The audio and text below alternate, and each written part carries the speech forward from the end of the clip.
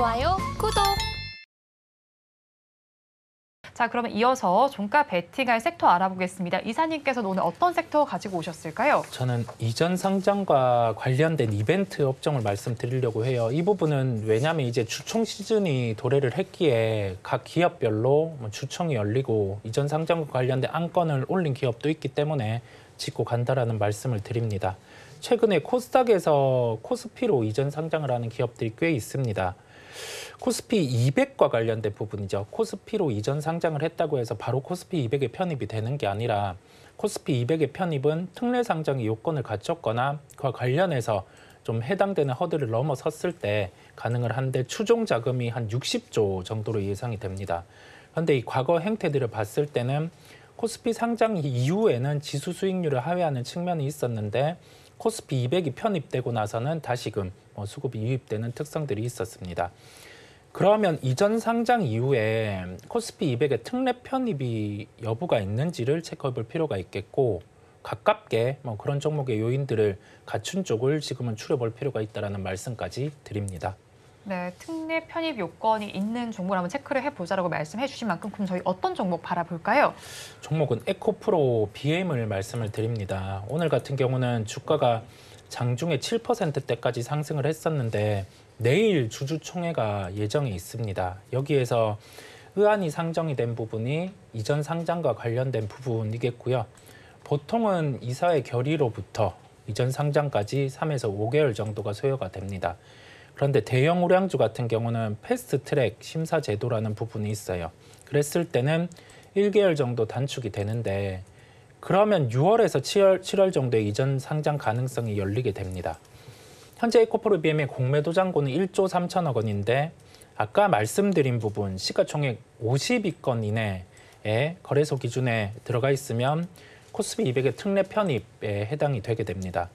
그랬을 때 추종 자금 같은 경우가 9천억 원에서 1조 원 정도가 돼요. 이 공매도 부분까지 감안을 해봤을 때 유입될 수 있는 자금이 2조 3천억 원 정도가 됩니다. 그렇다 보니 선제적으로 이 부분에 이번태를 놓고 수급은 들어올 수 있는 부분이 있기에 에코프로 BM을 말씀드리게 되었습니다.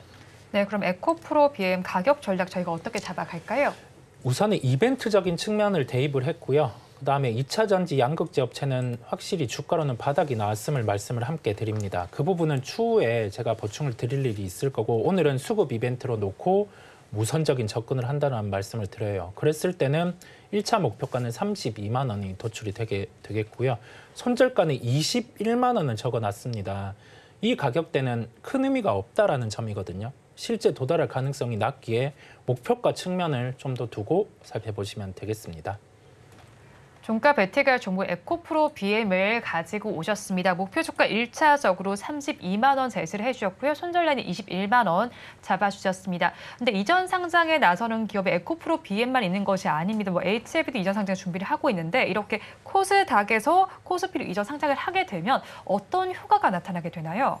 나쁜 효과는 우선은 딱히 없다고 우리가 봐야 되고요. 사실 오늘 이사님이 이것과 관련한 이야기를 해주셔가지고 저도 재미나게 몇 가지 좀 찾아봤습니다. 리스라고 하는 사이트에 가면 우리가 논문을 확인을 할 수가 있습니다. 그래서 저도 예전부터 조금 궁금했던 게 이제 이 이전 상장과 그 이전 상장된 기업의 주가 흐름이 어떻게 되는지에 대한 궁금함. 그래서 조금 찾아봤습니다. 최근에 나온 논문은 아쉽게 없습니다. 그나마 2018년과 19년에 학위 논문이 아닌 학술 논문으로서 2개가 있었는데요. 하나는 2018년 한국재무관리학회에서 나온 논문이고요. 또 하나는 2019년에 이전 상장에 따른 효과 연구라고 하는 단국대학교에서 나온 논문이었습니다. 두 논문 다 공통적인 특징이 있습니다. 사건일이라고 하는 개념. 우리가 통상적으로 이야기가 처음 나오거나 공시가 나온 그 날이라고 생각하시면 됩니다. 그때부터 이전 상장이 되는 그 날까지는 2010년부터 2019년까지 전체 샘플을 토대로 보았을 때 통계적으로 유의한 주가 상승률이 나옵니다. 그게 지금 조금 전에 이사님이 말씀하신 에코프로 BM에 대입을 해보게 되면 에코프로 BM이 지금 명확하게 이전 상장을 하겠다라고 발표가 난 건 아닙니다. 발표가 나는 시점에 여러분들이 에코프로 BM을 포트폴리오에 조금 담아보는 겁니다. 그리고 이전 상장이 되기 전날 매도를 한번 해보는 겁니다. 전반적으로 통계적으로 유의한 결과가 나왔기 때문에 아마 에코프로 BM 또한 여러분들에게 꽤나 괜찮은 투자 결과를 주지 않을까 그런 생각이 들고요. 넓게 보면은 앞으로도 이렇게 이전 상장을 하려고 하는 기업들이 있습니다. 그 기업들은 이전 상장을 한다라고 하는 이 변수가 주가의 상승을 견인할 수 있는 변수로 작용하기 때문에 동일한 비중 또는 동일한 투자 금액을 지속적으로 여러분들이 투자를 해 나간다면 그게 여러 번 쌓이게 되었을 때는 아마 투자 수익을 제고할 수 있지 않을까 그리 생각을 하고요. 조금 더 나아가서 이 논문들의 실전 결과를 한번 보게 되면 이전 상장이 된 이후로는 아쉽게 통계적으로 그 어떤 유의성을 보이지 않습니다. 주가의 상승도 그렇고요. 주가의 유동성의 측면에서도 큰 폭의 개선은 없는데 딱 하나 예외가 있습니다. 지금 우리가 이야기가 오고 가는 것은 코스닥에서 코스피입니다. 그런데 코넥스에서 코스닥으로 상장이 되는 기업들 같은 경우에는 거래 대금이 큰 폭으로 증가를 하는 것은 물론이고 주가 상승률이라고 하는 측면에서도 매우 유의한 통계적인 결과를 보입니다.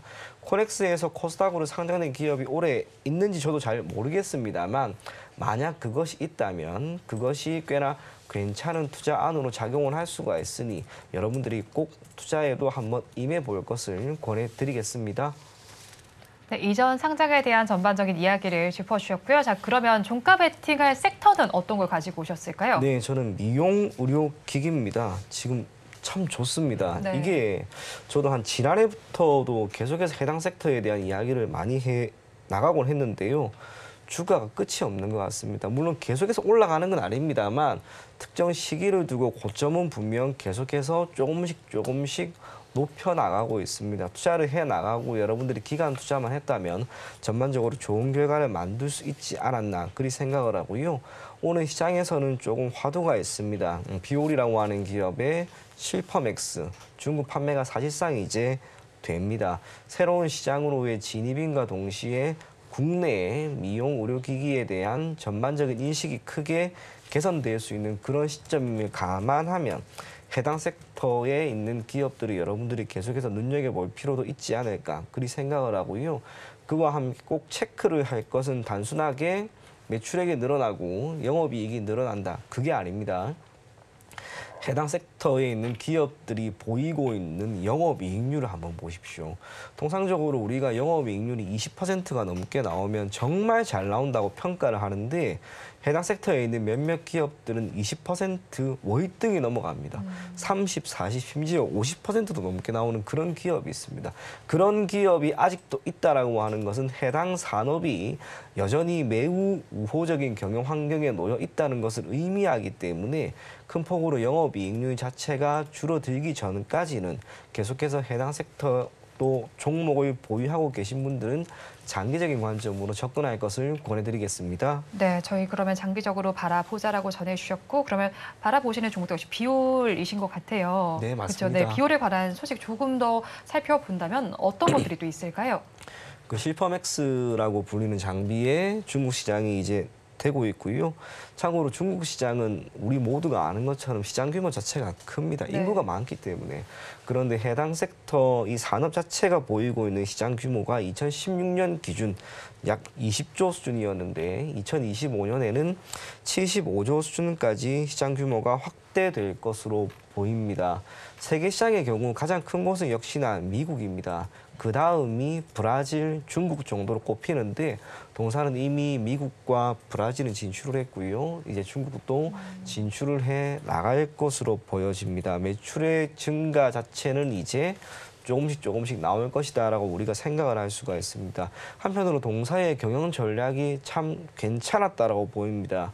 기존에는 국내라고 하는 이 내수를 기반으로 해서 성장을 하다가 급격하게 해외 쪽으로 눈을 돌리게 되었고 덕분에 불과 2년 만에 해외 수출 비중이 매출액에서 차지하는 비중이 2.5배나 늘어났습니다.